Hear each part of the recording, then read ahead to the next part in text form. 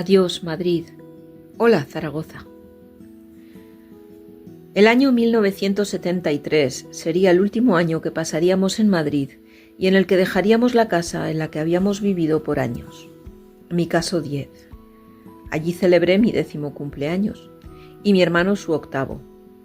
Tan solo 2 días después de este, nos iríamos de aquella casa que vio tantas cosas para siempre. Aquel año también nos despedimos de un famoso cantante al que aún admiro y adoro después de 52 años de su muerte, y al que mi hermano quería muchísimo, Nino Bravo.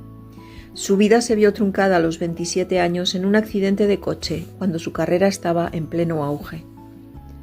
Y así, el 8 de diciembre del 73, después de que mis padres nos explicaran que papá iba a conseguir un trabajo excelente para toda la vida en la banda municipal de Zaragoza y que íbamos a estar cerca de nuestros abuelos y familia allí, salimos casi a escondidas, muy temprano en la mañana.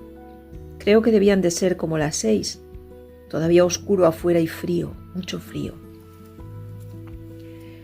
Ya no pasaríamos más navidades en aquella casa, junto a nuestros queridos vecinos a los que echaríamos mucho de menos. Hubo lágrimas en las despedidas, ya no se volvería a ver a mi querida amiga Merche nunca más, y así fue en realidad. Cogimos un taxi que nos llevó a la casi recién inaugurada estación de Chamartín, para coger un tren Talgo a Zaragoza, que no saldría hasta el mediodía. Una larga espera, preguntándonos sobre el viaje, qué iba a pasar a partir de ahora, a qué colegio iríamos. Nuestro tío Ricardo, hermano de mi padre, salió a recibirnos a la estación del Portillo de Zaragoza, ya desaparecida. Lo recuerdo como un momento agradable. Estábamos muy cansados de tanto esperar y del viaje.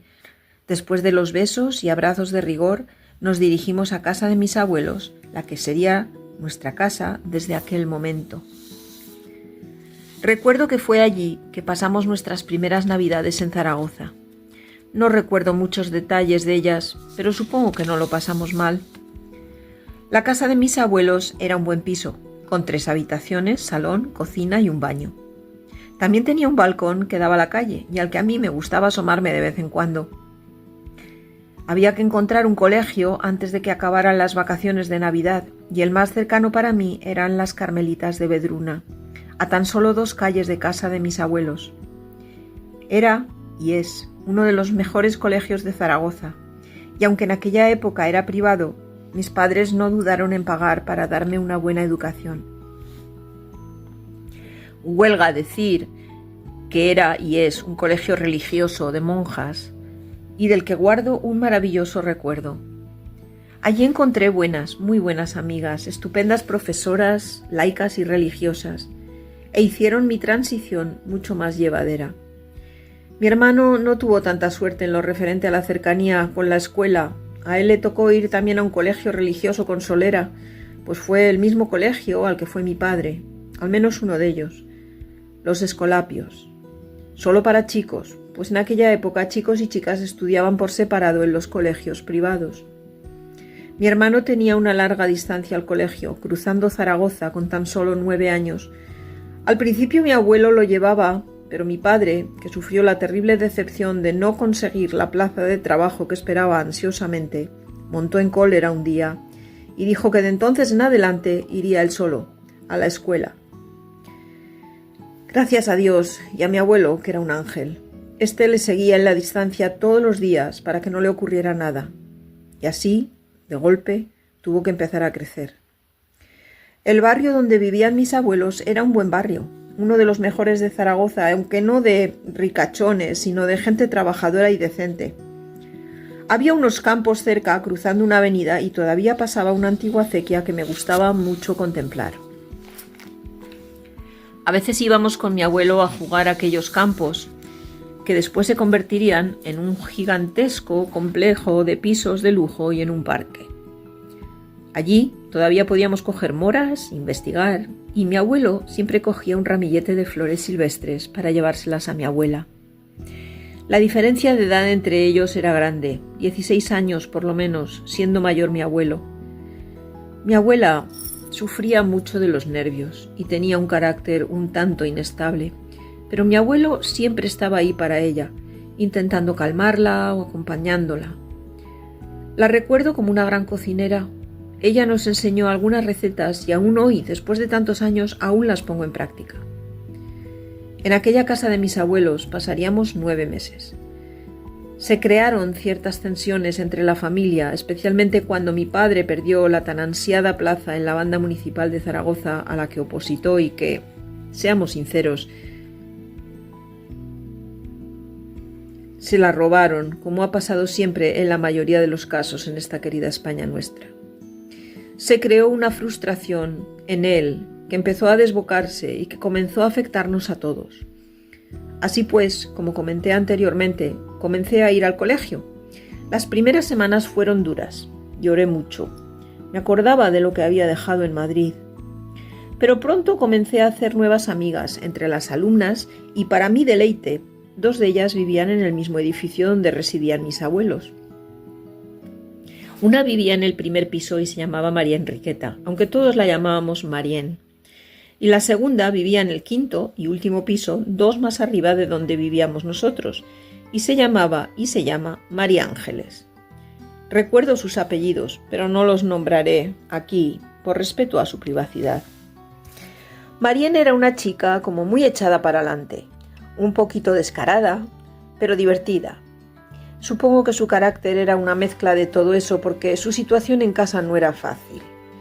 No porque la trataran mal, pero quizás por el hecho de que su padre sufría de una enfermedad degenerativa que lo tenía prácticamente postrado en una cama, incapaz de comunicarse a través de la palabra y que necesitaba cuidados 24/7.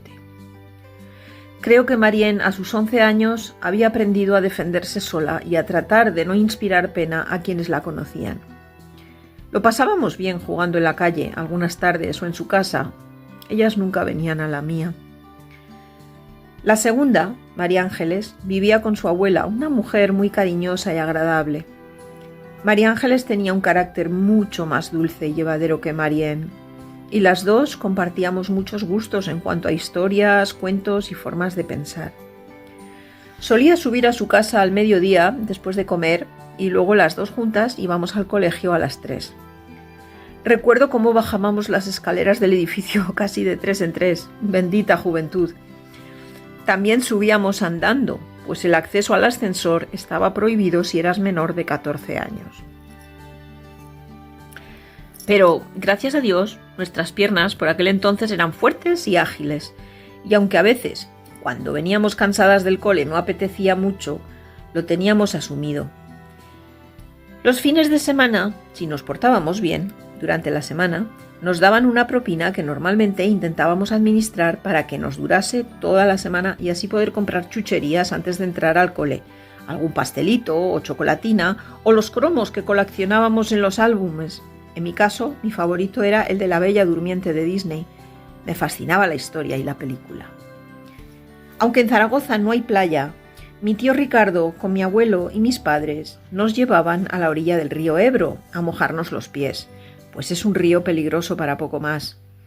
Nos fascinaba ver las madrillas, un pez típico del río, saltar en el agua o pasar cerca de nosotros, así como alguna culebrilla. Mi tío pescaba de vez en cuando y también cazaba pajaritos que luego preparaba mi abuela muy fritos. A veces íbamos con él a algún campo de maíz y robábamos mazorcas para asar en casa. Y os preguntaréis, ¿por qué las robábamos y no las comprábamos? Pues por la sencilla razón de que entonces no las vendían en las tiendas. También en verano mi abuelo nos llevaba de paseo a los parques de la ciudad para que jugáramos y además en aquellos, al menos en 2, había piscinas gratuitas donde montones de chavales nos bañábamos intentando aplacar el agobiante calor de Zaragoza en los días de estío. No tengo muy seguro cómo no pillamos alguna enfermedad en aquellas piscinas porque el sistema de limpieza no era el más recomendable. Y allí estábamos ciento y la madre. Pero así ha crecido nuestra generación, sin preocupaciones de esa clase, y lo pasábamos maravillosamente. El resto del verano lo seguíamos pasando en nuestro querido Alicante. Seguíamos disfrutando de las bonitas playas, de mis abuelos y tíos, y de paseos en barco en el puerto al atardecer. Cuando empezaba el nuevo curso en septiembre de 1974, nos mudamos finalmente a un piso 2 calles más allá de casa de mis abuelos. Un enorme edificio con 6 plantas, si no me equivoco, con enormes pasillos que contienen 12 puertas por pasillo. Era tan grande, y es, pues aún existe, que tenía 2 ascensores de aquellos antiguos entrerejados y un montacargas que también se usaba de ascensor si los otros estaban estropeados. Nosotros vivíamos en el 5.º piso. Allí íbamos de nuevo a subir escaleras. 9ª puerta. Era una casa bastante grande, con un largo pasillo, 4 habitaciones, cocina y baño. Algunas habitaciones daban a la calle y el resto a un patio de luces no muy grande.